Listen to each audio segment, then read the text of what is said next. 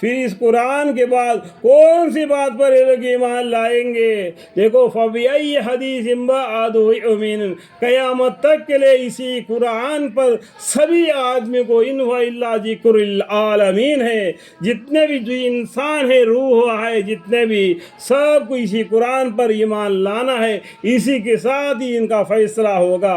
الحمدللہ۔ فَبِأَيِّ حَدِيثٍ بَعْدَهُ يُؤْمِنُونَ، پھر اس قرآن کے بعد کون سی بات پر یہ لوگ ایمان لائیں گے؟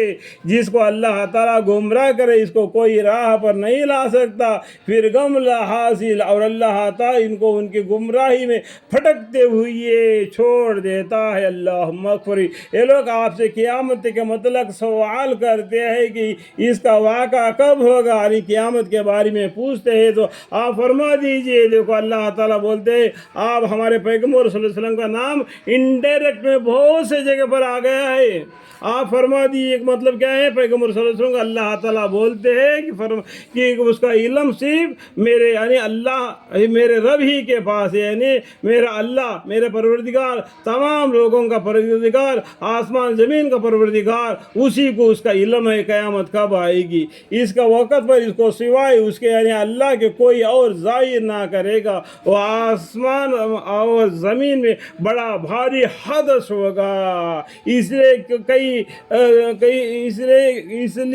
کہ وہاں تم پر محض اچانک آ پڑے گی، جیسے کہ قرآن کریم میں 30واں پارے میں لکھا ہوا ہے اذا زلزلت الارض زلزالها، وہ پڑھنے سے آپ کو معلوم ہو جائے گا قیامت کا ہونے کا منظرہ کیا ہے۔ اور بھی 30ویں پارے میں السماء انفطرت والشمس کورت، یہ دونوں صورتوں کو پڑھنے سے معلوم پڑ جائے گا کہ قیامت کے بارے میں بہت سی باتیں اس میں لکھے ہوئے ہیں۔ آپ سے اسی طرح پوچھتے ہیں کہ جیسا کہ گویا آپ اس کی تحقیق کر چکے ہیں، یعنی قیامت کے بارے میں آپ کو پوچھتے ہیں کہ آپ کو معلوم ہے، لیکن اللہ کو قیامت کا علم ہے۔ 3 باتیں پیغمبر کو بھی معلوم نہیں، قیامت کب آئے گی، بارش کتنا گرے گا، اور جو آدمی پیدا ہوتا ہے وہ کیا کام کرے گا، کہاں پر مرے گا، اور جنت میں جائے گا کیا دوزخ میں جائے گا۔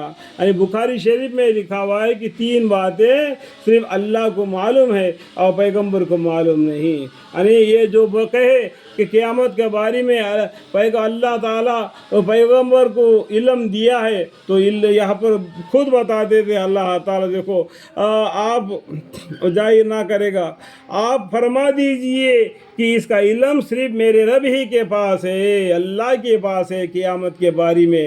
اور دوسرا، پیغمبر صلی اللہ علیہ وسلم کے پر جو وحی یعنی قرآن نازل ہوئی ہے، اس کے اندر تھوڑا سا کچھ چھپا کے رکھ دیا پیغمبر صلی اللہ علیہ وسلم نے۔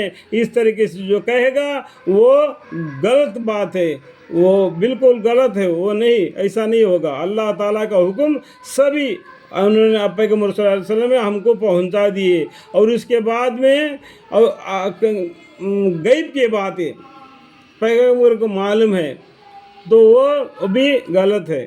تو کیا اللہ کو دیکھے، جیسا کہ شب معراج میں کوئی کہتے ہیں کہ پیغمبر صلی اللہ علیہ وسلم اللہ کو دیکھے، قرآن کا ایک کوئی آیت ایسا بتا دیتے ہیں، ان کے معنی ایک سے وہ مرتبہ پڑھو آپ کو معلوم پڑ جائے گا، اور بخاری شریف پڑھو معلوم پڑ جائے گا کہ یہ 3 باتیں کہنے والا بالکل جھوٹا ہے۔ ٹھیک ہے، اس کے وقت پر اس کو سوائے اس کے یعنی اللہ تعالیٰ کوئی اور ظاہر نہ کرے گا، وہ آسمان اور زمین اور بھاری حادث ہوگا، اس لیے کہ وہ تم پر محض اچانک آ پڑے گی، اور آپ سے اس طرح پوچھتے ہیں جیسا گویا آپ اس کی تحقیقات کر چکے ہیں۔ اور فرما دی کہ اس کا علم خاص اللہ ہی کے پاس ہے، لیکن اکثر لوگ